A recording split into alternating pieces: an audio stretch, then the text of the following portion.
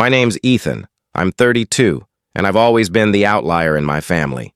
Not in some dramatic outcast sort of way. No, it was quieter than that.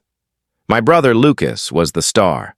Athlete, perfect smile, effortless charm, the kind who could win over any grown-up with a grin. I was reserved, more into books, uneasy in groups, and drawn to creating software, websites, startups. My parents were never harsh, not directly, but their subtle cues made it clear I was more duty than delight. Lucas? He could wreck anything, and they'd point fingers at the wreckage. I started hustling young, coding gigs, teaching, flipping gadgets online. By 25, I'd built a small online venture that grew faster than I'd dreamed. It wasn't glamorous, no spotlight, but it let me move out, buy a home, and later start a second business. Meanwhile, Lucas flitted between jobs, sales, property deals, a podcast that went nowhere. Every flop he'd crash back with mom and dad or ask for a lifeline. And every time they greeted him like a returning champion. Me? I never leaned on them. Just kept my focus and built. I thought space would mend things. It didn't. The more I achieved, the more they seemed to begrudge me. My mom once quipped I had too much cash and too few moments. Dad dropped sly remarks about how some folks bury themselves in work to dodge relationships. It hurt, but I let it pass. I kept sending gifts, footing bills for dinners, even paid medical costs when mom's health faltered and coverage fell short. I told myself, they're family. This is what you do. It all unraveled at mom's 60th birthday party last month. Dad threw a lavish bash at a fancy downtown spot, private room, custom dessert, live music. He called it an elegant, heartfelt gathering for loved ones. I offered to cover it. He brushed it off, said it was his tribute to her. I should have caught the hint he'd pull something. The day before, the restaurant called to confirm my payment details. I didn't back out. I could have, but I didn't want to ruin mom's day. At the party, I arrived in a charcoal suit holding a small gift box, a custom gold necklace engraved with our initials, hoping to keep things calm. Lucas was already there, owning the room like a candidate on the campaign trail. His girlfriend clung to his arm, giggling too loudly, wearing a dress I'm pretty sure I funded last Christmas when she said she couldn't afford anything for a family portrait session. My parents beamed, surrounded by friends, sipping wine, dining on plates I was unknowingly bankrolling. I sat quietly at my end of the long table, chatting with a cousin or two, nursing water. I don't drink much, especially with family. I've learned staying sharp is my best shield. Then came the speeches. Dad went first, standing tall, praising Mom as the family's soul, saying we owed everything to her devotion. Then Lucas rose, glass in hand, that familiar smug look, like he was about to topple my carefully built tower and call it a prank. To family, he said, smirking, to love, loyalty, and shared roots, and to those who know what counts, real bonds, not just dollars in a vault. Except Ethan, of course. He laughed, scanning the room for laughs. The loser who thinks wealth makes him matter. I didn't smile. They did. Parents, aunts, even Mom, who chuckled like it was harmless. I looked at him, then them, and for a second I was 14 again, in the back seat, told to chill when Lucas accidentally smashed my tablet. I stood, slow and composed, lifting my water glass. The room hushed, expecting me to bolt or snap. Instead, I gave a faint smile and raised my glass. To the loser, I said, voice steady, who's done paying for your lives. Dad's grin wavered first. Mom blinked, unsure she'd heard right. Lucas scoffed, then froze. I didn't sit. I was going to wait, I went on. But since we're toasting, I've shut down every account, stopped every payment, and cut every shared access. The car insurance, the cabin's utilities, the family streaming subscriptions, done. The emergency fund Mom dipped into last month, drained. Not taken.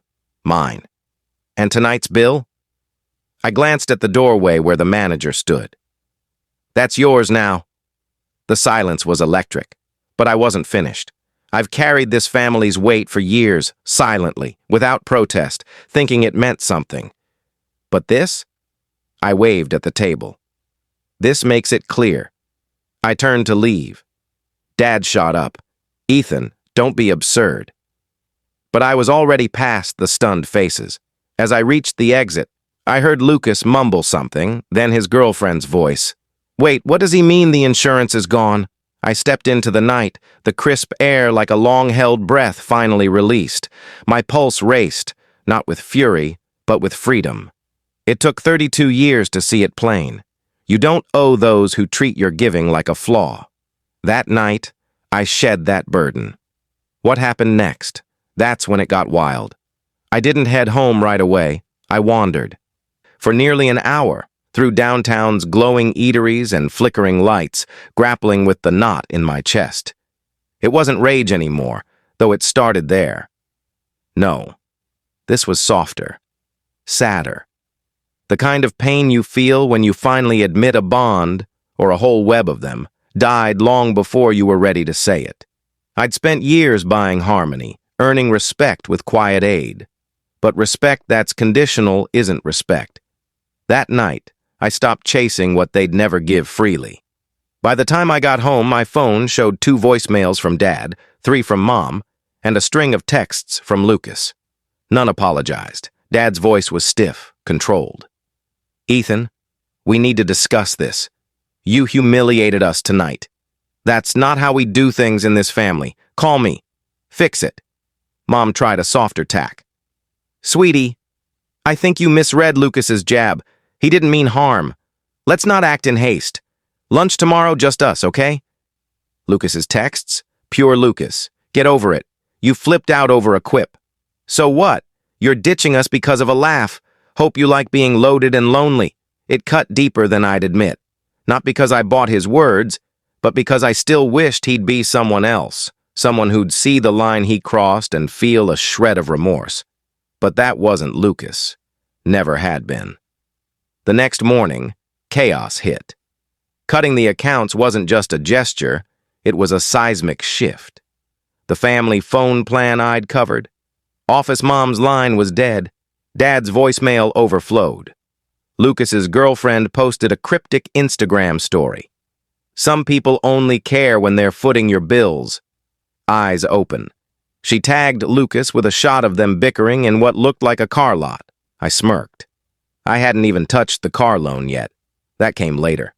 See, post-dinner, I didn't just stop payments. I audited everything.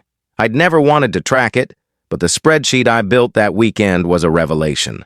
Over 7 years, I'd funded 5 trips, flights and hotels included, cleared over $20,000 in my parents' credit card debt, backed Lucas's 4 failed ventures, bought his car outright when his credit tanked, covered Mom's medical gap when insurance didn't, paid for a surprise 30th anniversary getaway for them. Not once did I get a thank you without a jab about how I worked too hard or missed real life. That spreadsheet? I emailed it to all 3. No note, no context. Just a file named record.xlsx and a subject. In case you forgot. Lucas replied instantly. Wow, really that small-minded? Nice win, champ. I didn't respond. Mom didn't either. But the next day she showed up at my place, alone. I hadn't shared my address, but Lucas must have seen it on a shared delivery order from when we used my account. I opened the door to her standing there, bundled in a heavy scarf, holding a box of cookies from a bakery I loved as a kid. She smiled like nothing had changed. Hey, sweetie. I said nothing. I just want to talk, she said. Clear things up. Can I come in? I stepped aside, silent, and she entered, sitting on the couch like she knew the place. She set the cookies on the table, glancing around. It's lovely here. You've built something special. I stayed standing, arms folded. I think we got our wires crossed, she began, voice unsteady. No, I said, we didn't. Her face fell. Ethan, you've always been different. Lucas has had a harder road. He's needed us more. And I didn't. She blinked, thrown. Well, you're resilient. You always find a way. Because I had no choice. The quiet stretched, heavy. She tried again. He's your brother, Ethan. Family doesn't mock you over wine you paid for in a suit you bought, while your parents snicker. That landed. Not deep enough, but it landed. I'm done, I said, softer now. I'm not your bank anymore. The fixer. The loser with the card. Her hands shook. We didn't mean you meant it all. You just didn't think I'd stop paying for it. She left soon after, cookies in hand. I don't think she even noticed she took them. The fallout snowballed. Lucas's girlfriend dumped him days later, citing clarity. The car I'd bought him? Repossessed when I canceled the title and insurance, since it was still mine legally. He called when it was towed. I didn't pick up. I thought it might settle, that they'd get the hint. But then came the envelope. A week after the party, after Mom's visit and Lucas's collapse, I found a thick manila envelope wedged under my door. No sender. My name in Dad's precise script. I stared, mind racing. A lawsuit? A guilt trip? A plea? Inside, I found printed emails, legal papers, and a folded note. I read it last. Ethan, we've failed you. I've failed. But please, look at this. Before it goes further. Dad. The tone was off. Not warm, not cold, exhausted, and something else? Urgency? I flipped through the papers. First was a bank statement, my parents' joint account. For 2 years, regular withdrawals, some monthly, some larger, erratic. The recipient? Lucas Weston. Not small sums, $1,200 here, $3,000 there. 1 month showed $10,000 across 2 transfers. Then an email chain with their financial advisor, dated a year back. Subject, home equity concerns. Dad worried about mounting debt on their house, asking how long they could sustain it before refinancing was off the table. His words were cautious. We wanted to support Lucas's fresh start. We didn't tell Ethan. He's carried enough. I sank into a chair, pulse racing. They'd mortgaged their home, the one they'd owned free and clear since my teens. They'd tapped a credit line and fed it to Lucas, silently for years. Now it was tapped out. I kept reading. Behind a property deed was another email, from Lucas to Dad, sent days after the party. If Ethan's out, we need to sell. You said the market's hot. I know Mom's against it, but we're out of moves. He made his choice. Let's act. I stared at it. Not just the secrecy. Lucas, after years of leeching, after humiliating me publicly, was still scheming to drain them, and they were still listening. Despite it all, they let him steer them toward ruin. But what gutted me was Dad's line. We didn't tell Ethan. He's carried enough. The closest to recognition I'd ever gotten. Not even said to me. Hidden in an email I wasn't meant to see. I leaned back, staring at the ceiling. Part of me wanted to ignore it, shove it in a drawer. Another wanted to confront them. But the biggest part, calm and clear, knew what had to be done. This wasn't just about me now. If I didn't act, Lucas would ruin them. Unlike me, they had no fallback. I needed a strategy. The next day, I called a lawyer. I laid it all out, not to sue, but to shield what remained, to build a legal framework to stop their exploitation. We discussed trusts, oversight, protections.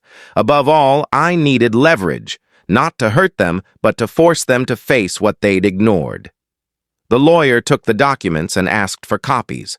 I sent them. Then I waited. I stopped taking their calls. A week passed, 2. Then, one evening, my doorbell chimed. There was Lucas, on my doorstep.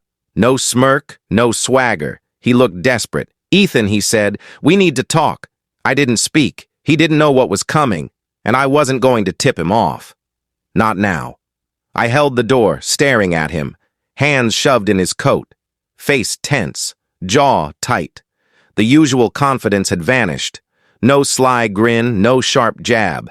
He looked like a man who'd realized the fire he'd started was now burning his own ship, and he was far from land. I let him in, just enough to avoid a scene outside. He stepped in warily, like he thought I'd lock the door or throw him out.